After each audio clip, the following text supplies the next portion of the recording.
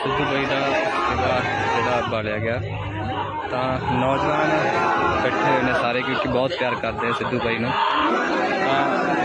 गर्मी भी नहीं महसूस कर रहे क्योंकि बहुत सिद्धू नाल प्यार है तो सारे कोई गर्मी नहीं महसूस कर रहे, कोई टैंपरेचर नहीं महसूस कर रहे, इत्थे बैठे हुए ने क्योंकि सिद्धू भाई जिंदाबाद उन्होंने याद किया जा रहा।